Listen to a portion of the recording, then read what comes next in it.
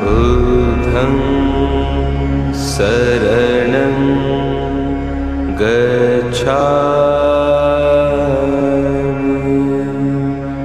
धम्मं शरणं गच्छामि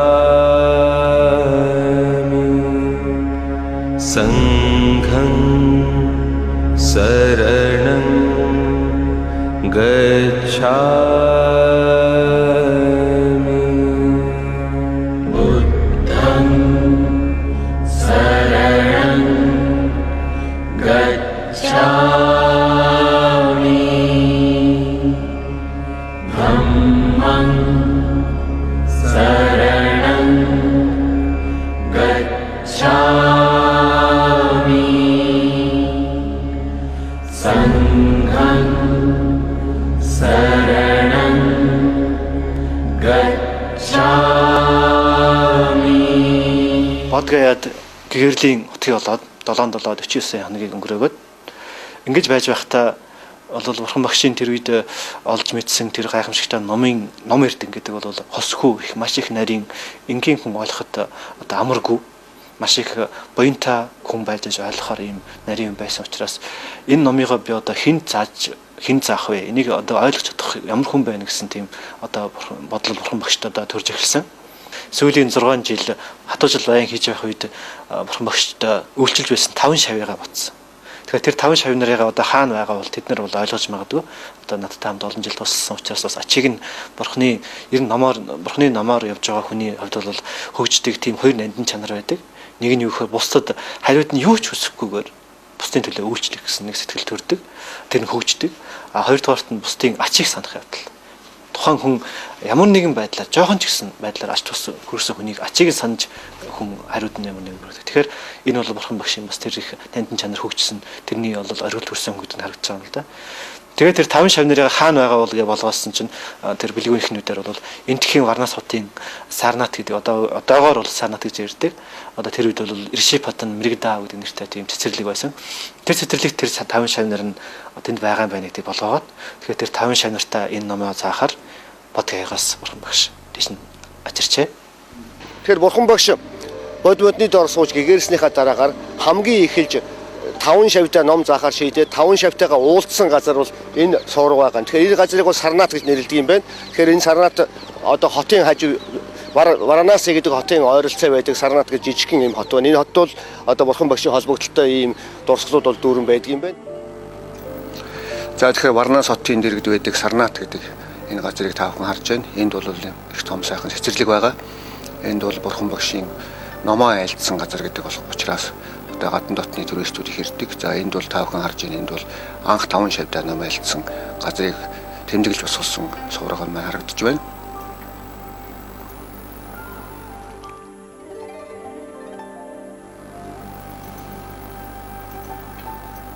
Тэгээ Сарнат бол Варанас хотынхон ойролцоо байдаг. Одоо Улаанбаатарт зөвлөх юм бол налайхын зайны газарт байдаг юм билээ.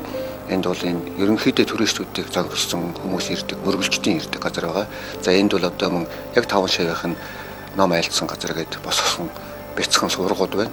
Ер нь ийм суургууд бол энд тэнтгүү байдаг. Энд бол дандаа одоо бурхан багшийн холбогдлолтой гэгэрсэн хүмүүсийн чандар оршдог. Тэгээд бурхан багш энэ 5 шавьтайгаа энд уулзаад одоо бид нэр явж байгаа энэ Намек ступа гэдэг Намек гэдэг суурга байж том суурга одоо бид нэр Сарнатын байж энд хурж ирээд бурхан багш 5 шавь нартаа бяцлуулаа заагаад дараа нь бяцлуулаа заагаад Душна гэдэг бяцлуулаа зааж эхэлсэн. Заагаад тэгээд дараа нь тэр шавь нартаа зааж явах явцдаа одоо Даммачакапаваттана судра гэдэг номын хурдыг эргүүлэхэд судра гэдэг анхны судра бурхан багшийн анхны одоо сурга айлдсан байгаа. Тэгэхээр энэ номын хурд гэдэг ойлголттой болохоор манай монголчууд бас нэг тийм том номын хурдыг ингэ эргүүлээд байсан юм шиг ойлгодог. Энэ тэр бол ойлголт бас биш. Номын хурд гэхээр нэг ойлголт бас номын хурд биш, зовлонгийн хурд гэсэн эсрэг ойлголт байна да тэнд. Тэгэхээр зовлонгийн хурд хүмүүсийн сэтгэлд өргөж яасан. Өөрөлд хүмүүс бол бурхан багшийн номын заах хүртэл хүмүүс бол сэтгэлдээ байнгын уур хилэн, хөсөл шунал, мөнхөгийн 3 хор байна тийм. Энэ байнга л үүсгэж энэ зовлонгийнхаа хурдыг байнга үржүүлж байсан. Тэгээ бурхан багшийн заасан бяцлал бол тэр зовлонгийн хүрдийг өөрөөр уур хилэн мөнхөг хөсөл шунал мөнхөг гэсэн 3 хорыг устгах эсрэг хүрд эргэлж гисэн номын хүрд. тогтоход тэр чинь хүний сэтгэлд шүү дээ. Сэтгэлд нь тэр зовлон үүсгдэг байсныг зогсоогоод шинээр зовлон үүсэхгүй болгоод хуучин зөвлөнгийг устгаад шинээр үүсэхгүй болохоор хуучин гарч ирнэ даа хуучныг устгаад. Тэгэхээр тухайн хүний сэтгэлд ингэж зовлонгийн хүрд биш номын хүрд эхлэх алхмыг тавьсан газар учраас Сарнаатыг бол номын хүрд эргүүлсэн газар гэж хэлдэг. Рэши Падам Мэрэгдаяг хэмээх энэ үзэсгэлэн цэцэрлэгт Бурхан багш анх удаа хүн төрлөختөнд өөрийн 5 шавьдаа ном сургаалаа айлтсан юм аа. Тэгэхээр энэ сайхан цэцэрлэгт Бурханы ном сургаалаа айлтсан газрыг хүндэтгэж эдгээр сургуудыг бүтээн босгосон байна. Тэгэхээр тэр үед бол Бурхан багш номыг зааж эхэлж байхад Бурханы сургаал гэж юу юм? Бурханы шашин гэж юу юм? Бурхан гэж юу юм бэ? Хин юм бэ гэдгийг бол хүн төрлөختөн мэдтгүй байлаа. Чухам энэ газар 5 хүнд номыг зааж ирснээр Бурхан багш маань өөрөө хүн төрлөختний багш болж тэр 5 шавьяас нь бол болоод өдгөө дэлхийн олон оронд Бурханы сургаалын дагуу бие сэтгэлээ засаа явагч Бурханы шашин тунгууд Бурханыг шүтэн бишрэгчд бол бий болсон түүхтэй. Тэгэхээр энэ газар яахаа аргагүй Бурханы сургаал, Бурхан багш өөрөө багш болсон, Бурханы сургаал дэлхийд дахинд түгж эхэлсэн одоо голын их юмны их болсон юм түүхэн дурсгалт газар юм аа. Тэгэхээр одоо энэ их гайхамшигтай сайхан цэцэрлэг бий. Одоо энэ дотор харагдаж байгаа энэ тойрууд бол тухайн үедээ босгосон, зарим нь бол одоо цагийн ирэхээр одоо зөвхөн сүмийн тойр болж үлдсэн байна. За одоо энэ харж байгаа энэ том сураг бол мөн Бурхан багшийн чанартай одоо номын сураг гэж нэрлэгддэг. Эндээс бол бүх дэлхийд одоо Бурханы шажин дэлгэрэн төгсөн гэдгийг тэмдэглэн босгосон ийм том сураг байна. Энийг бол мөн одоо энтхийн одоо Ашок хаан босгосон гэж түүхэнд нөлөөлөн үлдээсэн байдаг. За мөн энэ ч бол мэдээж хэрэг одоо Бурхан дэлгэхтэй хүмүүс болон за гадны туристүүд маш их хэмжээгээр ирдэг. Ягаад гэвэл одоо Бурхан багшийн гэрсэн газар, төрсэн газруудыг бол бид урд нь үзүүлсэн. Эндээс бол Бурханы сургаал ном дэлгэрсэн гэдэг учраас хүмүүс бол сүжиглж ирж одоо бас энэс заншил үлдэж ингэдэг байх юм байна.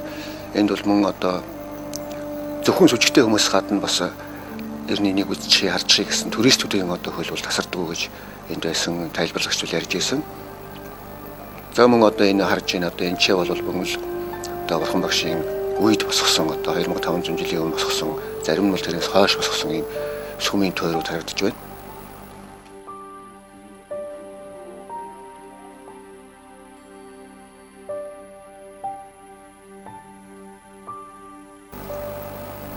Энэ бас ламнар ирээд энэ ч бас намаа уншдаг их тийм тайван амгалан их сайхан газар байлээ. Тэгээ мөн энэ Сарнаат бол шашны том сургуулиуд бий. Варнасын их сургууль гэж одоо манай үзэгчдийн бол нэлээд мэдих тийм том шашны сургууль бол Варнас хотод байдаг. Энтхийн басны салбар нь бол Сарнааттай байдаг. За одоо харж байгаа энэ жижигхэн сургууль бол мөн одоо игээрсэн архтуудын одоо чандар өрсөн ийм сургууль байгаа. За та бүхний харж байгаа энэ баг нь бол Бурхан багш яг энд сууж анхныхаа номыг айлтсан газрыг бол тэмдэглэж босгосон одоо Ашок хааны хаант улсын баг нь харагдаж байна. Тэгэхээр энд бол номын хүрдийг эргүүлсэн гэдэг анхны Бурхан багшийн сургаал эндээс төрж гаржээ гэж үзэж та бүхэн ойлгож болно.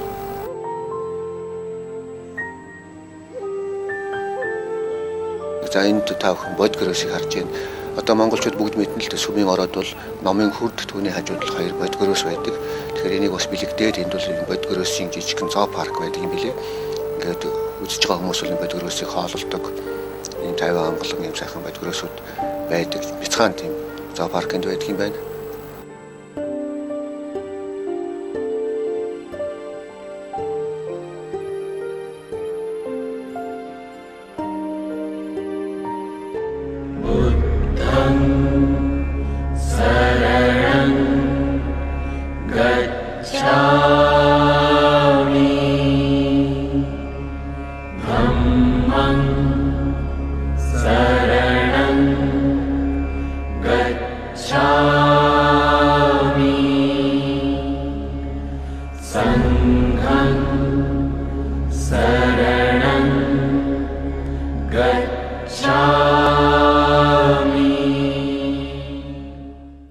Варнас хот бол энтхийн хиндүү, үжийн тэгэл янз бүрийн шашинтай орн олон хүмүүс байгаа шүү дээ. Тэр бүх шашинтай хүмүүсийн одоо номын орн, шүтдэг орн гэж Варнас хотыг үздэг. Варнас гэдэг бол эртний одоо энтхийн хамгийн эртний одоо номын одоо орн л да, нутаг л да. Тэгэхээр Варнас хот бол ялангуяа Варнасын дэргэд Сарнат гэж одоо гайхамшигтай сайхан газар байгаа. Энэ бол их өнгөрсөн одоо ирээдүйн 3 цагийн бүх урхтын номоо тавих, номынхаа хүрдэг эргүүлэх газар, түүхэн газар гэдгээр бол одоо үнэхээр одоо хүн төрөлхтний одоо ялангуяа бурхан шишинтэй хүмүүсийн шүтэн биширж явбал зохих газар. Эрхэм үзэгчдээ бид Варанасын Сарнат дахь нэгэн сүмийн үүдэн зогсож байна. Тэгэхээр энэ сүм одоо бусад сүмүүдээс ер нь дэлхийд дээр байдаг сүмүүдээс юугээрээ онцлог, юугээрээ ялгаатай юм бэ гэдэг талаар би та бүхэнд хэдэн үг хэлье л да. За энийг бол Шри Ланкийн нэг одоо аристократ гаралтай, буддист гэр бүлээс гаралтай нэгэн лам бүтээсэн юм байна. За ингээд 1932 оноос эхлэн дотортлын зураг чимэглэлийн бол Японы одоо тийм зураач нар, буддист зураач нар хийж бүтээсэн ийм сүм байна. Тэгэхээр энэ сүм юугээрээ бусдаас онцлогтой юм бэ гэвэл энэ сүм дотор бол Бурхан Багшийн чандар оршиж байгаа юм байна. Тэгэхээр яг Бурхан Багшийн чандрыг бол тухайн үедээ бол 8 хэсэг хуваагаад 8 одоо хаан тулсын хаадуудад бол үлдээсэн гэдэг. Тэгэхээр бол одоо ингээд харж байхад бол нэлээд олон ийм сүмүүдэд бол Бурхан Багшийн чандар оршиж юм байна. За энэ сүм бол одоо мөн Бурхан Багшийн чандартай ийм сүм байгаа. Дотор талд нь бол одоо та бүхэн харна Бурхан Багшийн одоо баримлыг бүтээж шүтэн болгосон. Тэгээ бид бас энэ чандрыг бас гаргаад нэг үзье үзэх бололцоо байна уу гэж бас гуйж үзсэн л дээ. Гэхдээ бол энийг бол жилдээ нэг удаа гаргаж үзүүлдэг. Гэхдээ бол Калкутта гэдэг хот бол тэр Бурхан Багшийн чандрын түлхүүр нь байдаг гэж хэлсэн. За энд бол ингээл мөн л одоо бас л өдөр болгон ингээл үүний Бурханы шишинтэй хүмүүс ирж мөргөл үлддэг. За яг энэ Бурханы доор бол одоо өөрийнх нь чандар бол оршиж байгаа гэдгийг бол хэлэхэд их таатай байна. За мөн энэ ч бол их сони юм билээ. Янз янзын орны одоо сая хаарлаа энэ одоо Японы юм уу Солонгосын Бурхан шишинтэй хүмүүс харагдаж байна. Төвдүүд гэх мэт янз бүрийн улсууд ирдэг юм билээ. Тэгээ бид бол энэ ч явж явахдаа манай энэ бясалгадаг хүмүүс бол энэ ч суугаад бясалгал үлддэг байсан. Тэгэхэд одоо лам бидэнд их дуртай, биднийг өглөө 4 цагт орж ирээд бясалгал хийхэд бол одоо энэ сүмээ онгоолгож бидэнд бол тусад нь одоо ингэж их тийм сайхан ханддаг байсанд бол их сэтгэл их өндөр байсан л да. За энэ бас нэг Таиландын хэсэг лам нар бол бидэнтэй ингээ өргөлж тааралдаад байсан. Биднийг урд нь бодгаяд явж явахд бас мөн таарсан. Тэгэхээр бас бусд орны лам нар бас ийм номын аяллыг зохион байгуулдаг юм билээ. Тэгээд эдгээр бол мөн одоо энийг ирсэн гэх мэтийн одоо энэ 4 ариун дагшин газраас бүгдээр ингээд явж яагаад бидэнтэй бол их тийм замын мөр таарад яваад ирсэн ийм нэг сайхан лам нар байсан. Энэ тав харж ял да монголоор бичсэн. Энд бол энэ 5 шавьда ном айлдсан газарт бол Бурханы шашинтай одоо Солонгос, Япон бүх хэлээр одоо номын хүрдийг эргүүлсэн гэдэг судрын хэсгээс ингэж авсан байдаг юм билээ. Энд ингээ очиж харахад бол их сайхан сангацсан. Монголоор одоо ингээд бичсэн байж байдаг. Тэгэхээр Монгол бол ямар их эртний номын орон бэ гэдгийг бас батлах нэг том баталгаа гэж би бол бодож байна. Одоо та бүхэн харж байна. Эхнийхээ 5 шавьдаа яаж ном айлдж ирсэн бэ гэдгийг үзүүлсэн юм сайхан баримл энд босгосон байдаг юм байна. Энэ баримлыг тойроод бол ингээд янз янзын олон орны хэл дээр бичсэн ийм номын хөшөө гэх юм уу да ийм зүйлс байсан.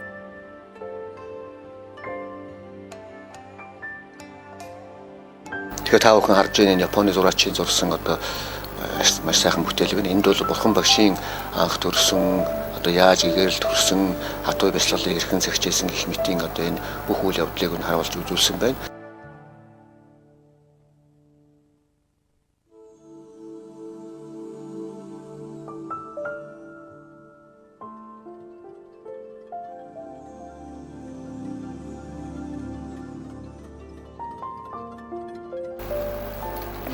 Тэгээ Бурхан Багш одоо энэ Сарнатад хөрөлдсөн ирээд одоо эхлээд мэдээж 5 шавьдаа бол ном айлдсан.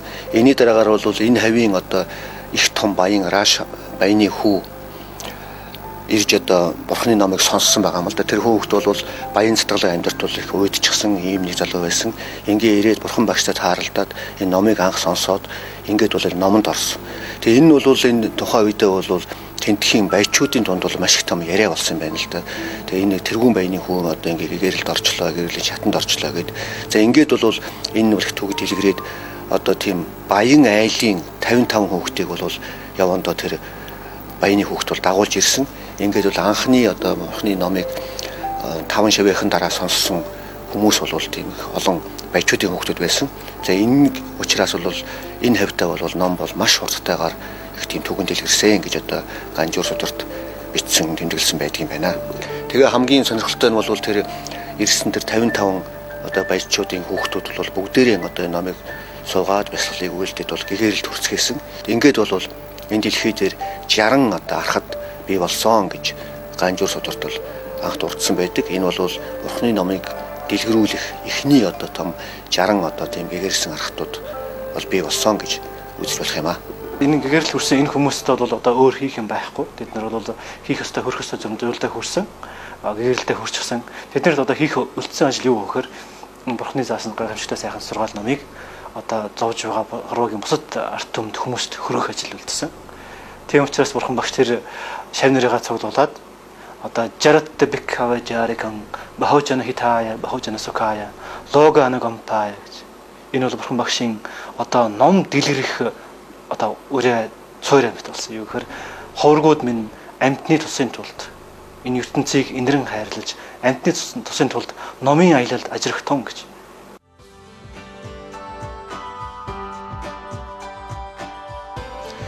За ингээ бидний аялал цаашаа үргэлжлэлээ. Ингээ бид бол Бурхан багшийн Нирвандурыг үзүүлсэн Кушинагар гэдэг газрыг зорж байна. Энэ бол Саранатаас бол тийм холгүй газар байсан. Тийм л бол бидний аяллаа маань цааш үргэлжлэн явж байгааг та үзэж байна.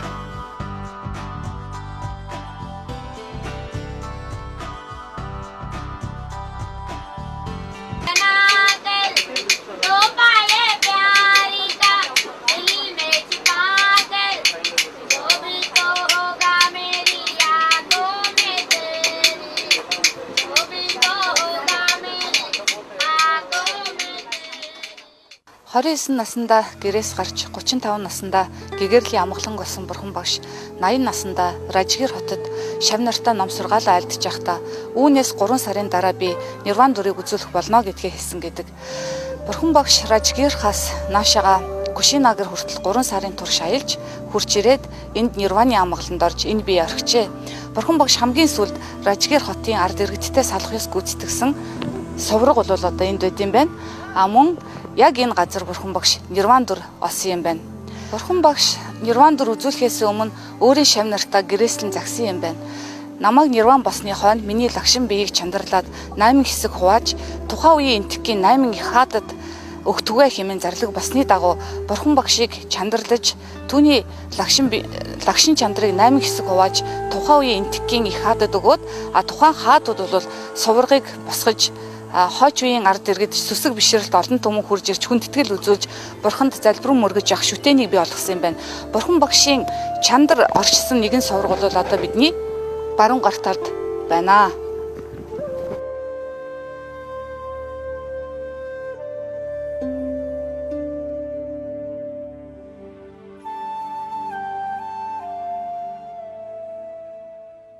Бурхан багшийг тэр модны доор ингээд ховрог хувцас тайлаад ингээд тавиад ингээд хэвтэж байх тэр хугацаанд ананд батсан. Одоо Кушинагар хотын дэргэд Кушинаг ирчихсэн байгаа. Кушинагар хотод бол Бурхан багшийг шүтдэг олон мянган шав нар нь байгаа.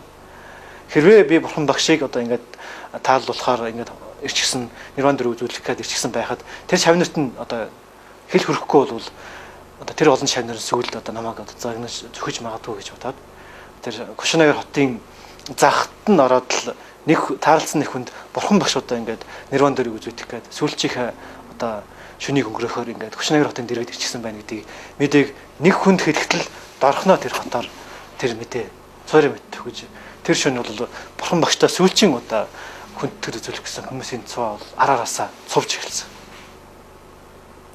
Тэгээд ананд бол тэр бүхнийг зохицуулж байсан. Тэгээд тэр зохицуулж байх хугацаанд бол яасан гэхээр тэр их хүмүүсийн тэр урд нь явж байсан нэг хүн Бурхан багштай ирээд мөргөл үлдээд яв гэдэг тий залбир үлдээд ингээд мөргөөд яв гэхээр ерөөс явахгүй. Би Бурхан багшаас ном заалгана. Бясалгалыг нь заалгана. Магадгүй намайг та нар Бурхан багшийг тааллуулсны дараа бол та нар надад зааж чадах нь үгүй би мэдэхгүй. Тэгэхээр Бурхан багшийг амьд байгаадаар нь би номоос нь одоо энэ хүний гэгэрэлт хүрэх тэр замыг энэ хүнээр заалгамаар байна. Тэгэхээр тэр хүн өөрөө мөргөхгүй бусдыг мөргүүлэхгүй зогсоод байсан байхгүй. Тэр ананд бол маш хэцүү байдалд орсон. Яг хойноос нь зөндөө олон хүмүүс цувшгсан байж байгаа. Нөгөө хүн урагшаа явахгүй. Тэгээд хүнээс цаад болоод ингээд байсан. Тэр явдал бол Бурхан багшийн чихэндээ бол тэр хүмүүс Бурхан багш ананд тэр хүн хоёрын хооронд одоо энэ үүсэж байгаа тэр явдал бол Бурхан багшийн чихэнд хүрсэн. Энэ бодлол бурхан багшд бол ер нь ган морны дэргэд ангац сангасан хүн ирээд ирэхэд хүн чи ган мөрний усаас ууж болохгүй зөвхөн мөргөөд яв гэж байгаатай адилхан тийм байдал байсан учраас бурхан багш наад хүнийг нааш явуул. Тэгээд тэр хүнийг дуудаж ирээд бурхан багш тэр хүнд ном айлдаа пистолаа заагаад тэгээд тэр яг өглөөний нар ингээд нарны тухай тусарч явах тэр үед бол сүүлчийн амьсгалыг авчих тэр хугацаанд тэр хүнийг гэгэрлийн шатанд хүргээд бурхан багш хорвоогоос одоо нэрван дөрөв үзүүлээд татсан байгаа. Тэгэхээр энээс бол нэг жишээ харагдаж байгаа нь юу гэхээр үнэхээр гэгэрсэн агуу хүн бол амьдралынхаа эцсийн мөчөд тэр хүн ямар байна гэдэг нь илгээс их ажиглагддаг. Ер нь дэлхийд дээр одоо хүртэл гарсан сууд хүмүүсийг агуу хүмүүс гэж бид нар хэлж болно. Тэр хүмүүсийн амьдралын одоо явдлыг сүүлчийн мөчийг жишээлбэл одоо дэлхийд дээр олон сая хүмүүс үждэг Христосын талаар ярьж болно. Жисус Христосын талаар. Жисус Христосын эсийг өөрийг нь цовдлоод хүмүүс ингээд цовдлж алж байх үед тэр хүмүүсийг хайрлаж байсан. Энэ хүмүүс юу хийж байгааг мэдэхгүй, ямар их нүгэл хийж байгааг мэдэхгүй гэж. Өөрийг нь алж байгаа хүмүүсийг хайрлаж ингэж байсан. Энээр ажиглаж байхад бол амьдралынхаа сүүлчийн мөчөд бусдыг хайрлаж чадж байгаа гэдэг бол тэр бол энгийн хүмүүсээс тийм зориг гарч чадахгүй. Тэгэхээр бол бас нэг энэ жишээ бас дэлхийд дээр олон хүмүүс бол лалын шашныг сүчдэг. Лалын шашны үндэслэгч Мухаммад гэдэг хүний талаар бас нэг жишээ хэлж болно. Мухаммад өөрийнхөө шашныг одоо лалын шашныхаа үндэслээ тэр сургаал номыг айлдаад нэг сүм хийдэд олон хүмүүсээс цуглуулад орой болгон очиж ном айлддаг байсан. Тэгээд тэр ном айлдах гээд ингээд явж явах үед нэг айлын одоо настай эмгэний байшингын дэрвдэр өнгөрдөг байсан байна л да. Тэгээд өнгөрч байгаа үед нь тэр байшин дээр амьдардаг тэр настай эмгэн болвол тэр хүнийг ярьж байгаа юмд их дургуй байдаг байсан. Тийм учраас хажуугаар нь өнгөрөх болгонд дээрээс өмс асгадаг байсан. Тэгээд л одоо Мухаммад бол өөрөө бол ерөөсө тэрэнд л ууралж уцаарлах юмгүй тэр юугаа гөвчээд л тэгэл цааш явждаг байсан.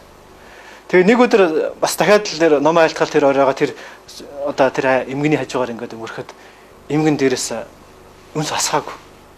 Тэгэхэд нь Мухаммад сандарсан одоо яагаагүй энэ эмгэн мань одоо би энэ гайгүй байгаа да өвдсөн биш ягаад өмс асгасангүй гэж. Гэрэл нь орж одоо энэ эмгэн би энэ гайгүй байгаа да гэж орж ирсэн ба. Тэгэхээр үнэхээр сууд хүмүүс ямар нэгэн шашныг үндэслэж байгаа суур сургаалыг үндэслэж байгаа хүмүүс шашны үндэслэж байгаа хүмүүсийн хувьд бол бүгдээр агуу хүмүүс байдаг. Харин гайхамшиг тэр хүмүүс маань сүндлж байгаа суурь нь гайхамшиг боловч сүүл дагаж байгаа хүмүүс нь сургаалыг нь давахгүй улмаас шашныг сэгт болгоод урсгал болгоод хоорондын тэмцэл одоо далайн хитан бүх юм болж штэ. Тэр бол дэлхийд дээр байгаа сууд хүмүүс бүгдээр бол агуу хүмүүс байдаг. Сургаал нь анхандаа гарахтаа бол цэвэр арин байдаг. Ган мөрн химлагаас анхан урсгал аваад урсгахтаа цэвэр арин байдаг. Асар их цэвэрхэн ундраг байдаг. Цаашдаа аяндаа ингээд тал газар дээр буугаад ирэхээр хэр уртханд холилдоод ингээд явсараад сүүлдээ ингээд далаа цотхохтаа асар их тийм хэртэй бохиртой болдог шиг бүх шашныг үндэслэн урсгал бол анхандаа бол цэвэр аринаараа гардаг. Явандаа бол бохирдоод шашны урсгал болоод дэлхийд дээр гарч байгаа бүх алан хятааны үндэслэл болж хувирдаг. Тэгэхээр энэ бол тэр Христосын буруу биш. Тэр лалын буруу биш.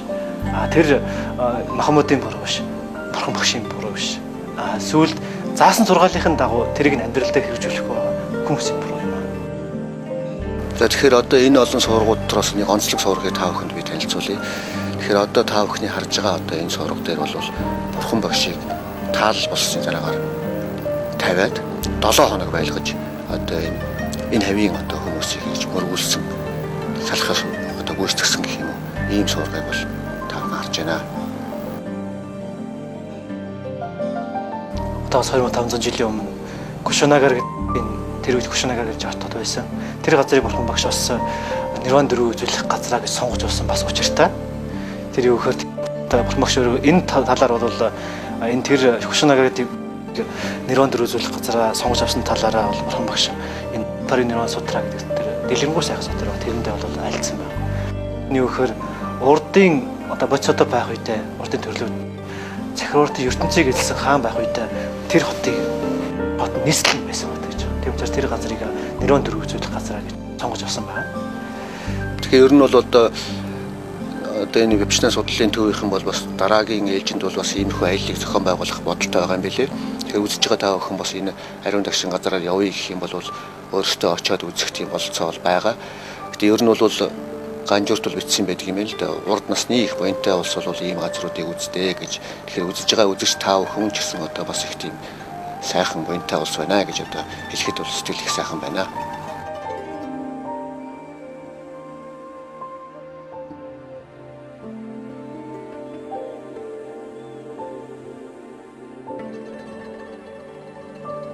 Нөгөө Тайландын ламнаар маань бас энэ бидэнтэй таарсан. Тэгээд эдгээр бол одоо бас нэг юм ёс заншил хийж Бурхан багшийн одоо хувцсыг сольж байна. Тэгэхээр бол бид бас Бодгаяад бол өөрсдийнхөө монголчуудынхаа буйны өглөөр өгсөн хувцсыг сольсон. Үүнтэй адилхан бас нэг юм ёслолыг бол энэ ч үлдэж байна.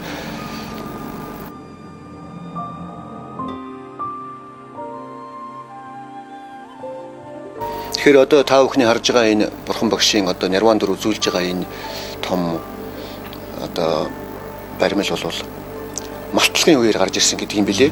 Тэгэхээр бол энийг бол олон жилийн өмнө одоо Бурхан багшаас мэдээж хэрэг нэг 1000 жилийн дараа ч юм уу бүтээгдсэн юм зүйл байгаа. Энд бол одоо Бурхан багшийн хамгийн сүүлчийн шав болох одоо хамгийн сүүлийн одоо хоол өгсөн хүний хамгийн сүүл одоо таалал төгсөж явах үед нь бол номын сонссон хамгийн сүүлийн шавийг бол бас дүрсэн үзүүлсэн байдаг. 267 бат одоо хүртэл Бурхан багшийн ганжуу дамжуур файлын хэлээр одоо хүртэл олон жилүүдэд ирсэн тэр байгаа. Тэр судрыг бол 500 арахад зэрэг сонсоод ананд хэлэхэд ананд бол сая судрага эхлэхдээ эвэм мэ суттан гэж эхэлдэг байсан. Би ингэж сонссон юм аа. Нэгэн удаа Бурхан багш Шравасти хотын тэр газар тэр хотод заларч байхдаа ийн хэмээн айлцсан билээ. Судраг хэлдэг байсан. Тэрнээс ингээд энэ бол суур эхний одоо хэсэг бол Бурхан багш хаана айлцсан тэр түүхийн бол Бурхан. Тэр бол анандын өөрийнх үг. Дараа нь жинк гол судар эхэлдэг байсан. Тэгээ Бурхан багш хургуудаа ханд ингээд айлцсан гэл. Судрыг ингээд дистралаар нь ингээд ананд бол яг ингээд ерөөсө рекординг машин шиг тийм байсан. Бүх одоо Бурхан багшийн айлцсан баян хажууд нь байсан учраас бүгдийг нь өөрөөсө зээлчихсэн байсан. Тэгээд анандыг тэр судруудыг ингээд айлтахад 500 арахад бас дэргэд нь байсан байхгүй. Тэр арахадууд бол үнэхээр зөв яг зөв ингээд энэ бол Бурхан багшийн айлсан судар мөн гэдгийг бол баталж саадуу гэдгээр энэ үйл явдал бол Бурхан багшийг таалал Нирван дөр үзүүлснээс хойш 3 сарын дараа Ражгир хотод Махакашап гэдэг Бурхан багшийн тэргүүн шавийн одоо удирдлагаар бол захин байгуулагдаж энэ маягаар бол юу байсан гэхээр Бурхан багшийн ном сургаал бол практик бол мэдээж тэр бүх аргатууд бол практик хийгээд игээрсэн хүмүүс учраас практик бэлтгэл нь бол цэвэр нараа байж байгаа. Дээрээс нь онлын талбарт судар ганжуур дамжуурыг нь бол бас практикаар нь амар олон жил дамж энэ үйл явц бол хойч үед хадгалагдаж үлдсэн. Тэр бол Бурхан багшийг Нирван дөр үзүүлснээс хойно 33 сарын дараа бол Ражгир хотод анхны ном хайлах үйл явц болж энэ бол түүхэн үйл явц болж үлдсэн л дээ.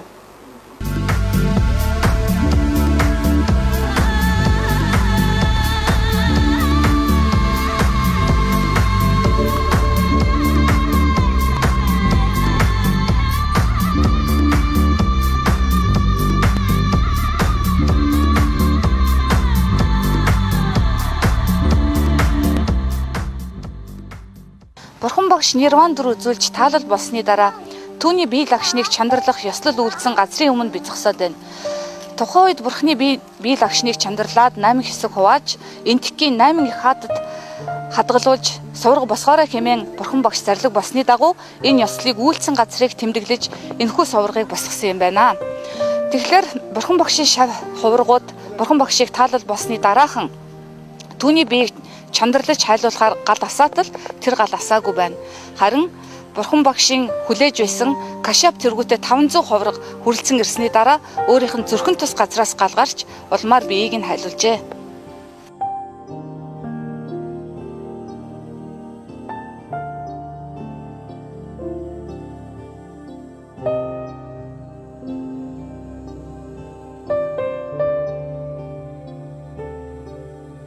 Бурхан багшийн чандар оршисон газар Нирваны ариун номын энерги хадгалагдсан шүтэн болсон ийм газар байт юм байна. Тийм учраас энтхийн засгийн газраас Бурхан багшийн чандар оршисон эдгээр 8 суврагыг төрийнхөө тусгай хамгаалалтанд байлгад юм байна. Мөн түнчлэн Бурхан багшийн чандрыг энтгэг улсын хилээс гадагшаа гаргахыг хуулиараа хориглодог юм байна. За ингээд үзэгч та бүхэндээ бол Бурхан багшийн ариун дагшин 4 газрыг үзүүллээ. Дараагийн нэвтрүүлгээр бол бид Бурхан багшийн заасан вебшна бяцлаглыг хийдэг энэ төвийн тухай үзүүлнэ. Энэ бол Бомбей хотын оролцоо байдаг. За энэ Бурхан багшийн заасан бясалгал гэж бид бол нэлээд олон удаа цогц дурдлаа. Энэ бясалгал ямар учиртай юм, яаж хийгддгийг гэсэн одоо энэ зүйлсийг бол дараагийн дугаараар үзүүлнэ. За ингээд дараагийн дугаар хүртэл баяртай. Gacchami